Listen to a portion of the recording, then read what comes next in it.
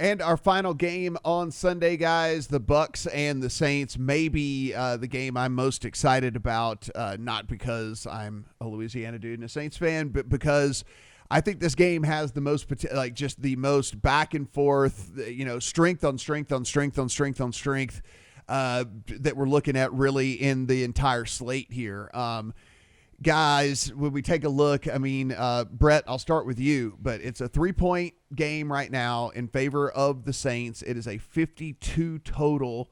Good offense for the Bucs, good defense for the Bucs. Good offense for the Saints, good defense for the Saints. I think the only way that you would try to start to decipher this is not much of a run game from the Bucs, so there is a little bit of a predictability factor with them, and the fact that they're going to just, be throwing the majority of the time. They don't find success very often on the ground, where the Saints are a little bit more balanced, of course, with Kamara. But that being said, Latavius Murray is banged up, right? And so that's been a really big 1-2 punch for them, is being able to go to Latavius Murray when they need to, and Alvin Kamara kind of coming in the main spots. And looks like Latavius Murray is, if he does go, is going to be banged up regardless if he does go. The more I dug into this Bucs offense, Brett, I think you and I talked about this on the podcast on Monday. It's just, I just couldn't believe how good this offense was all year long. It just was happening right under my nose, I guess, and I just wasn't paying attention to it. Maybe I was just still biased with this whole Brady's wash thing and whatever, but I think he proved that he was not. I think this offense proved that he was not. As I mentioned at the top of the show, nobody threw downfield at a higher rate of 20-plus yards in the entire league than Tom Brady. All these quarterbacks we're talking about, Aaron Rodgers and Patrick Mahomes, we're talking about all these, Josh Allen and all this stuff. No, it was Tom Brady who threw at the highest rate of 20-plus yards down the field on the season. And so, like I said, just if you're a football fan, it's probably a game you're super psyched about. Both teams peaking at the right time, strength on strength on strength on strength. Pretty fun game here to close out the weekend. Yeah, it is. And I love what the Bucs are doing right now, especially on offense. And a lot of their successes happened here towards the end of the year after the bye week. One of the concerns coming into the season with the Bucs, at least for me, was chemistry. That's what Tom Brady's thrived on over his career with his wideouts in New England, timing, harmony on these routes, being able to read where his receivers are going to be. And it took them a while to find that here in Tampa without the off season, the preseason. They just didn't have any time to work together. And now we're into the playoffs. They've had a lot of time to do that. They've added Antonio Brown into the mix, obviously a huge weapon who, again, didn't have a whole lot of time with Brady to work during the season, but they've had more reps and more routes to get in sync. And we're seeing just how good this offense can be with Brady and these weapons. Since week 14, this offense has climbed from 6th in total offense DVOA. They're number 3 now. This is an elite offense now. I think Tampa Bay is a better team right now, and you can ignore what happened in week 1 when these two teams met. You can ignore that weird Monday Night Football game where Tampa Bay got wrecked. This is just a very different Bucs offense, and I think there are a couple ways I'm going to play this. I'm going to play the number. Certainly would rather have 3.5. I missed my opportunity there, I think, although I may get back to 3.5. But I like the Bucs on the money line here too. I think the Bucs could definitely win this football game. So, Brad, there was a shop here in Vegas that opened this game at 4.5, and so I stuck a Bucs 4.5 in my account, and the hope for me was this thing was going to run the other way. It did, and so I got it all the way to 3. I would really like to get a Saints 2.5 in my account and just be able to sit back on that 3 and the 4 and not really have to worry about this game. I don't know if it's going to get there. I think if anything, maybe the Saints get a little bit of money here, but we do sit at the flat 3 right now, a 52 total. What are you leaning in towards, or what do you have in your account on this one? I've got nothing at all in terms of bets yet. I would guess the line would go back up rather than down towards the Saints. I think you might get 3.5 again before 2.5. Just, I think, again, if you model this out, it looks like it ends. The Saints just, this year they've been the better team, and I think you model this, it would go 3.5 first. I'm not involved because, as you guys said, the Bucs have transformed that offense. They've got on the right page. It's more 12 personnel. It's more motion before the snap. It's more play action, and it's worked. Second best offense since that Week 10 loss by EPA per play. But the Achilles heel, Brady is pressure. He's 31st in QBR when pressured this year, and it's been that way for a couple of years just because of his age, you would imagine. Now he's missing his right guard here, Alex Kappa. And he will be replaced by Aaron Stinney, a third-year undrafted free agent with 46 regular season snaps. Now, the Saints are also third in pressure rate defensively, so there could be, you would imagine they'll be stunting, what's his name, Cameron Jordan? They'll be stunting him inside directly into this gap, right in Brady's face, and I think that they could fall apart if that they could get pressure and force all sorts from there. So that's my concern for the Bucs side of it. When the Saints have the ball, I think they're probably.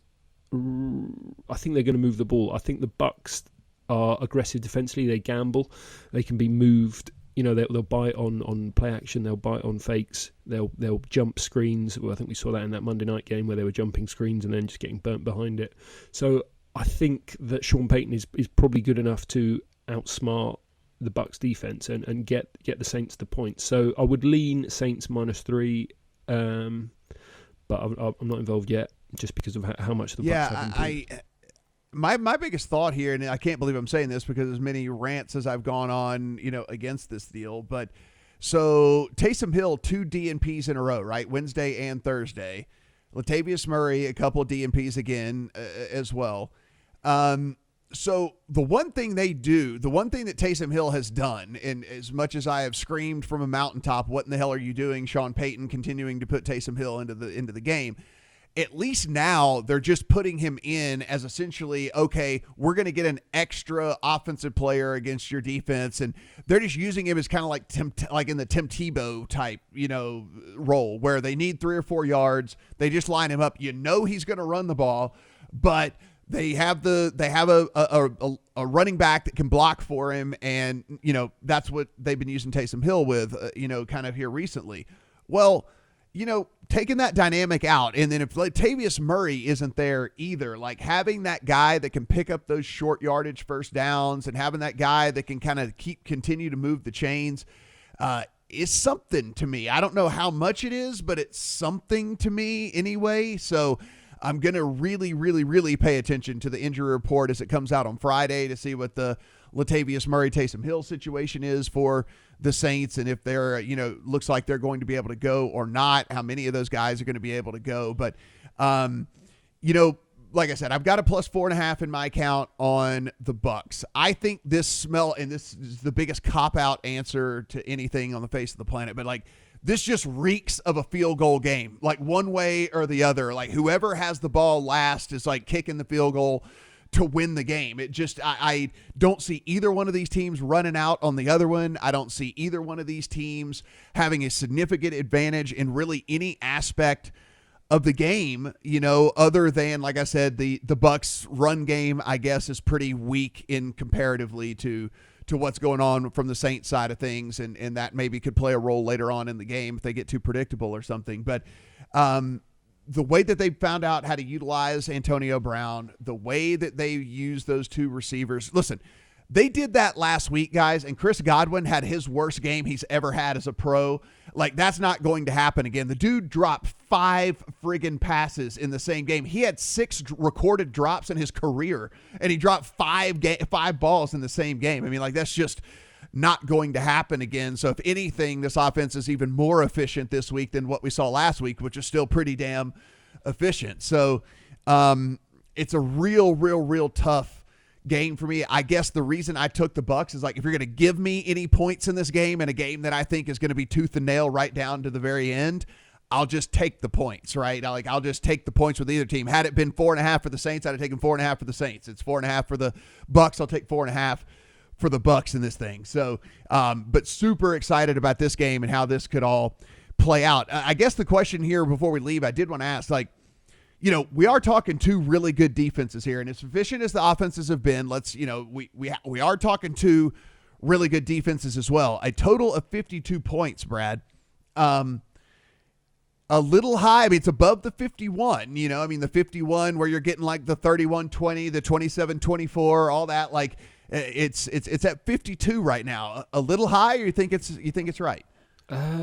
Possibly a touch high. I think the Saints might be a good under team, given how slow they play, how much they run the ball, and then the pressure we might expect them to get inside on the Bucs here. So would probably lean under 52. Wouldn't be surprised to see it drop a half point or so, but not involved personally.